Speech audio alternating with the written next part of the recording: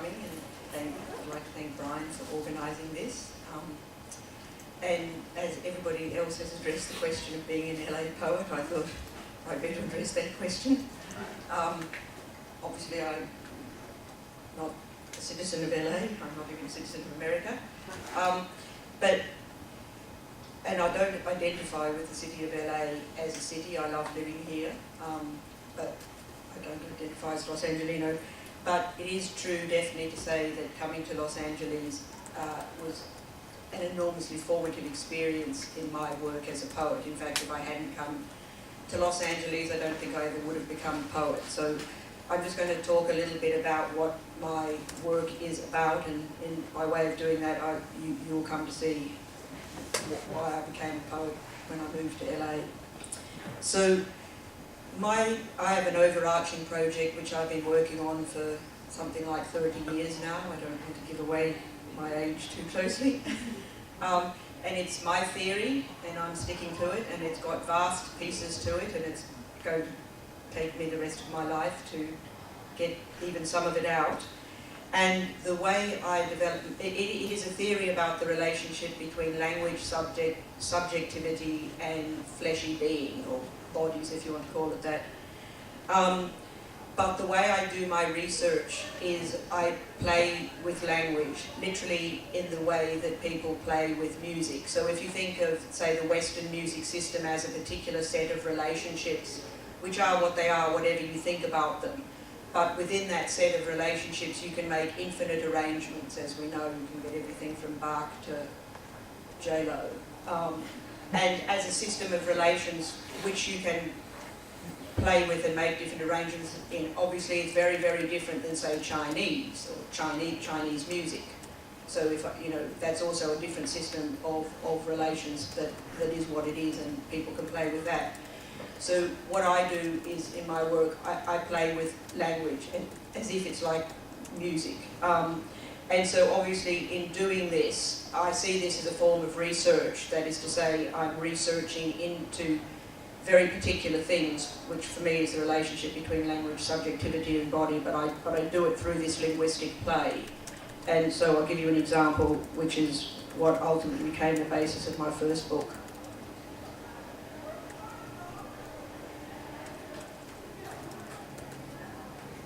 So I call this practice literal poetics, because it is taking languages, taking the letters of language literally. And I do see this as a form of genuine theoretical research that can lead to genuine things that you can say about the nature of human being. Obviously this is language specific, just as the arrangements you can make in Chinese music are different than what you can make in Western music.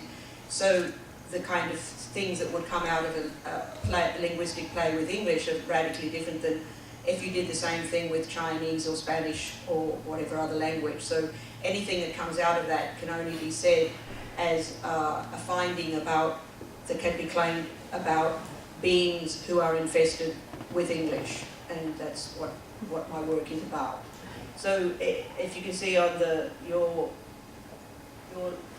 that right side, time space was the first one, and it literally came to me like a revelation, that if you take the word space-time, which is the substance of the material universe according to physicists, and you flip it to get time-space, and then time-space, if depending on how you write the characters, can look like a plus sign, an I, apostrophe, me, apostrophe, S, and then the word pace, which I think you can read as I and me is pace, and for reasons that I won't go into, it's too long for this is what my first book was about. You can translate pace into rhythm. So what I'm saying is that there is such a thing as psycholinguistic time-space, which is the stuff of the psycholinguistic universe, and it is composed of the rhythm between which we move from the position of I and the position of me, that is the position of the patient and the position of the agent, the one that is acting and the one that is acted upon. So my first book is about that shivering and about what comes out from that. So as I said, I call this practice literal poetics because it is taking language literally, that is by the letter. And interestingly enough, there is a long tradition of this in, I don't know which particular, in no one particular world, but the first person that I know of who did it was the Roman poet Lucretius, who in his book De Rerum Naturam, which is a piece of philosophy, Lucretius followed Democritus in believing that there were atoms in the physical universe, but Lucretius also believed that language was made of atomic elements, which were the letters, and that the letters could be recombined like chemical elements between one and the other. And the case that he gave in his theory of this, which is presented as a poem, is the case of how you can translate lignum into ignis. And the word lignum, L-I-G-N-U-M, means wood, and the word ignis means fire, I-G-N-U-S. And ignis is a partial anagram of lignum. So what he was saying is it's like chemical elements. You know, you can transform this one into that one by shifting the chemical bonds about. But there is a long tradition of people doing this, and it's called by modern linguists, it's called folk etymology. And in terms of modern linguistics, it has absolutely zero theoretical validity. It is considered to be absolute nonsense. It's a form of play that many people indulge in. You know, they recombine words and think, oh, the word must mean this. And like the classic example given is helicopter, which if you ask people, what does helicopter mean? You know, give me your theory about it. And they'll divide it into helio and copter. And helio is some form of turning, and copter is, well, who knows what a copter is. But in fact, the way helicopter actually came about, it's helico, which does mean turning, and the word P-T-E-R, which means blade. So we know it's like pterodactyl with the P-T-E-R, it's the thing with the blade. So it's actually a turning blade, but it's a helico and a tur, not helicopter. But people do this all the time, and there are some lunatics in the universe, particularly a man called Jean-Pierre Brisset, who was a 19th century, as a job, he was a 19th century railway commissioner who wrote numerous books that had fabulous titles like The Theory of God, in which he developed a whole theory by this linguistic method of playing, and he did it in French. And he's famous for deducing by this method that man is descended from frog, which actually, if we had more time, I could tell you why that is not an illogical theory.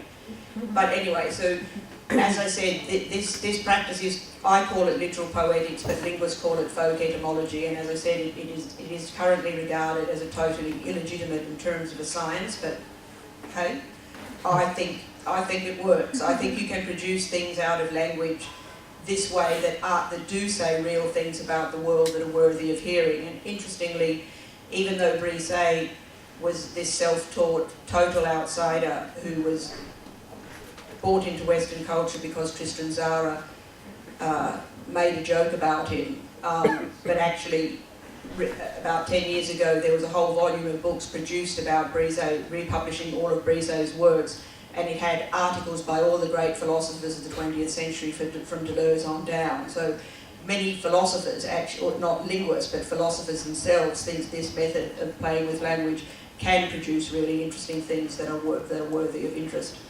So anyway, so what I want to talk about is my second book, Mata Babel, which looks like this, and it's published by Counterpath Press. And in this book, I'm less concerned with the playing of the language as a pure system in its own right, and I'm interested in seeing how language and being interpenetrate when you think of language as a tongue. That is not as a system of characters that are in relationships with each other, however fluid those relationships may be, but language taken literally as an organ. And what I'm interested in this book is how the phenomena of subjectivity arises. And in my view, subjectivity is not something we're born with, it's something that arises in being, and I'm interested in the process of how that happens. What I mean by subjectivity is the kind of I that is more or less than a whole, more or less than one. That is to say, the subjectivity, the I that I'm talking about, is something that's untotalizable, because it is inhabited by something that is in it more than it's in itself. So one way to talk about it is to say that it's split, but I don't actually like that term. I'm more interested in the idea that it's both more than one and less than one. It's excessive and it's lacking at the same time. And it's this inconsistency of the I that's what I'm interested in. And I'm interested in exploring how that I develops within being through its encounter with language. So effectively what this book is about, the first 4 chapters, is about a very tiny baby's early development in language. And it's, as everything with tiny babies happens in relation to the mothers, the baby's voice and its development of its I is through its relationship with its mother. So that the first 4 chapters of the book are about this mother and baby, and exclusively from the baby's perspective, like everybody else in the Western world. I write from the baby's perspective, not from the mother's. And then the last 2 chapters of the book are about, one chapter is about the situation in Juarez, where there's extreme violence, partially due to the drug wars and partially due to NAFTA. And then the final chapter is about an incident that happened with Joseph Kony and the Lord's Resistance Army in Uganda. And the thesis of the book is that, and it's my belief that this is true, that in our current English-speaking culture, we are unable to nurture infants in such a way that they can bear this contradiction of being a subject, that is to say, of being both in excess and lacking. And because we can't help infants to bear this inconsistency, which everybody experiences, that what we then do is, when people sort of grow up, because they don't really grow up, that would be learning to bear this inconsistency. Some people are allowed to project that inconsistency onto others, and some people are allowed to claim for themselves that they are consistent, and it's the others who are inconsistent, and the others who are inconsistent are those who can be used and have violence projected onto them. And I call these 2 positions the I or the son and the mothers.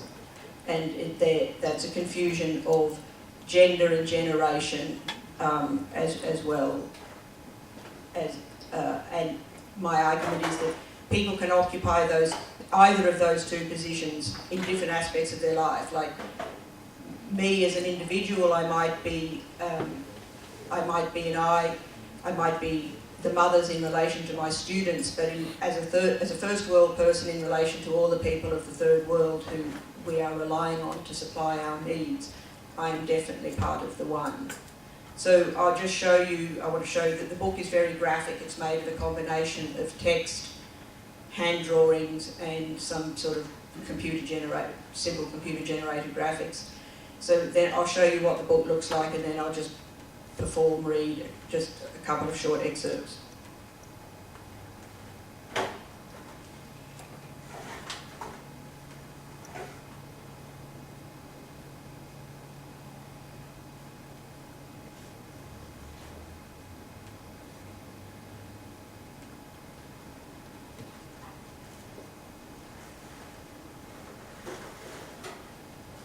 Slideshow.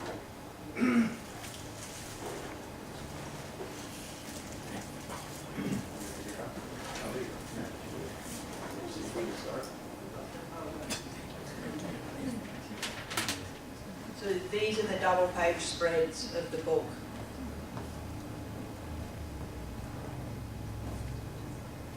So the first chapter is birth.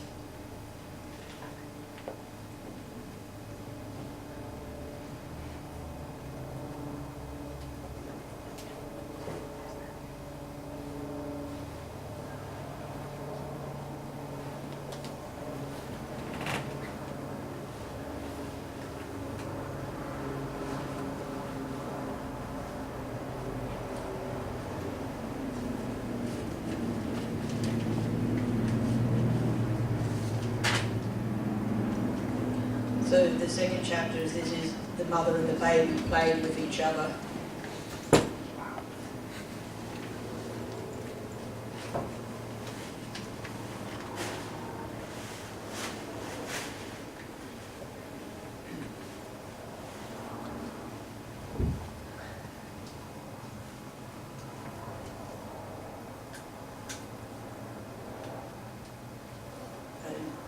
this is the turning point where something intrudes, things start to go wrong.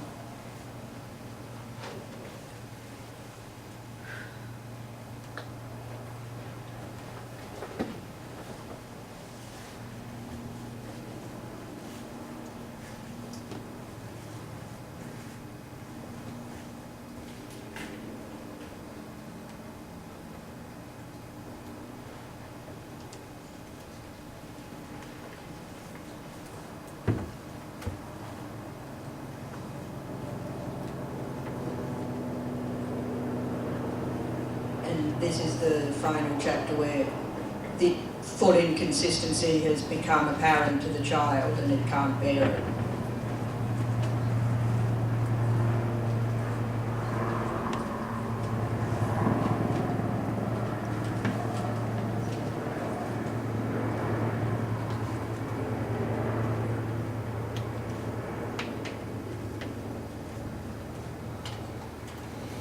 This is the little theoretical interlude where I try and cram as much discursive theory in as I... Oh, I forgot to tell you the story about LA, but I'll come back to that. So this is... Did you hear that helicopter? So this is Wertheim, the Wertheim's chapter.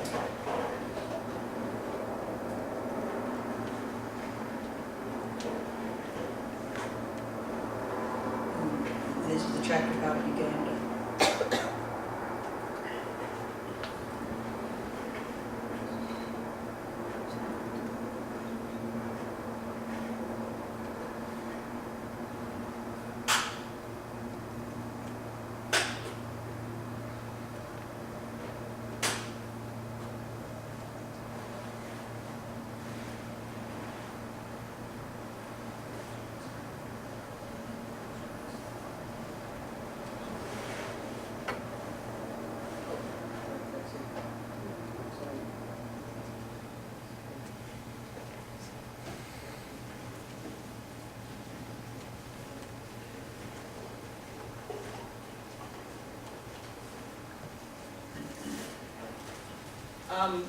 So I forgot to tell you the story before I do a couple of readings. I forgot to tell you the story of how LA fits into this. So this is how I did my PhD, playing with the words, and then things would come out of the words, this alchemical play. And then I'd write long discursive essays about what I thought I'd discovered from the words, and that's how I wrote my PhD. And I managed to get my PhD, although they did have some interesting remarks to make. But anyway, so after I finished, I carried on and I tried to get stuff published. And so I would cut up bits and write, and send them off to magazines, and I would get these letters back that usually said something like, "Dear Madam, thank you for that lovely psychotic piece of writing, please don't send any more." So this went on for a long time, and I didn't get anywhere at all. So finally, I was teaching at an art college in London, but this was my own work. And then I got a job in LA at Cal Arts, teaching again in an art school, but also included a component of teaching on a writing program, which I thought was being advertised as a program in creative critical theory. And critical theory was what I taught in art school, so I thought, okay, well, I can do that. And then I got here and discovered that it might have been that once upon a time, or by the time I got here, it was a creative writing program with a little bit of critical theory, and I was being expected to teach creative writing, about which I claimed to know nothing. And so I had to give myself a very quick lesson in what is the state of creative writing in the US today.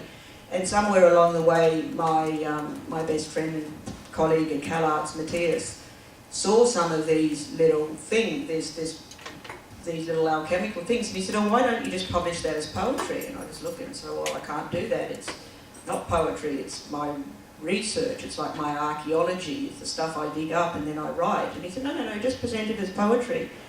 And I said, "Oh, right." And so I did my first book, Time Space, and then the next thing he said is, "Well, if you're going to do it as poetry, you have to perform it, because that's the way poetry gets circulated." And I said, "Oh, well, I can't do that because I think completely visually.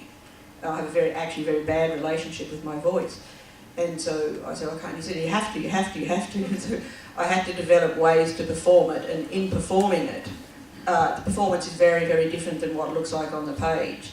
And I think it's through the performance of doing it for a few years that forced me to take on board the embodied part of it, the sonic part of it, the sound part, because that book is all a scriptural transcription, visual transcription and sound. So having to perform has made me, fed back into internally my work, and now at the moment anyway within that book the work is dealing a great deal with the sonic qualities of language, which I would never have dealt with, but as I said I would probably never have presented this as poetry at all had not I just been in the context of being in a writing program where that's what I was expected to do. So sometimes it works out. So now I'm just going to read a couple of quick bits from the book, which obviously you won't know which bits they are. Brian, have you? Sorry, can I have some water? Yes. Sorry.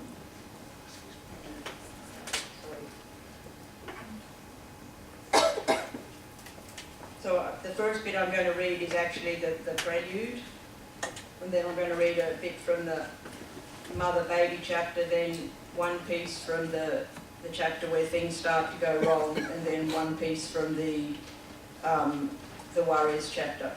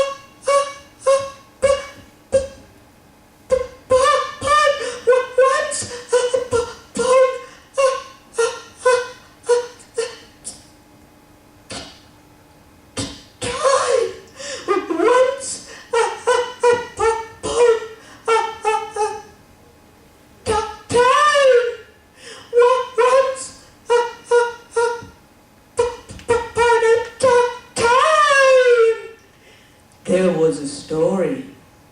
It began.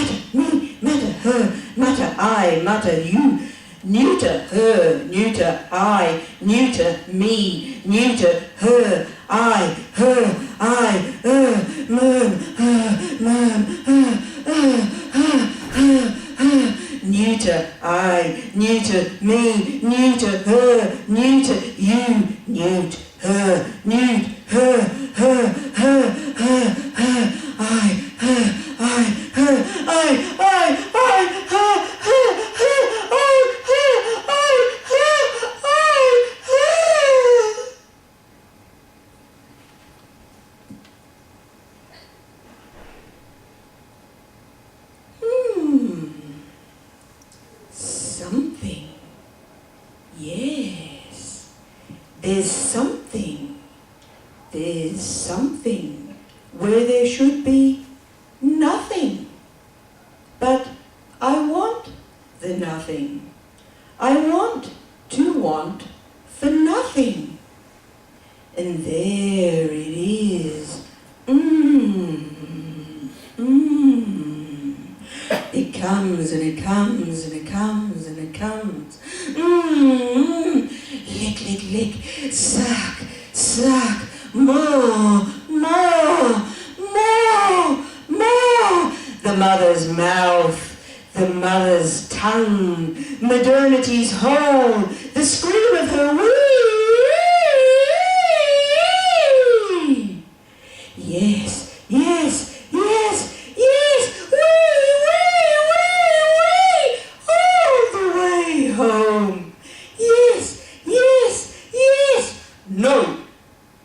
Yes, no, yes, no, no, no, noise, noise, can't bear the noise, the noise, the noise, can't bear the noise.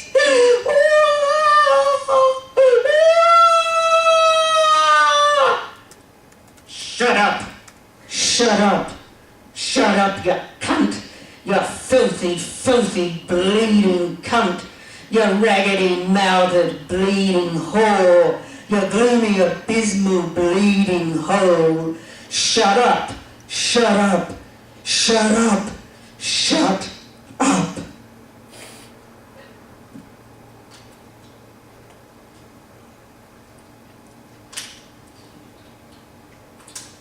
So that's the baby. So this is a piece about worries. The passage 8. The passage. The passage 8. The passage. The migration of the passage is the largest human movement across a border on the planet. The passage 8. The passage. It ate it. It ate it. It ate. The passage. It ate. Passage. The passage should be seen as a natural shift of a species. We need ecologists on the border. The politicians have become pointless.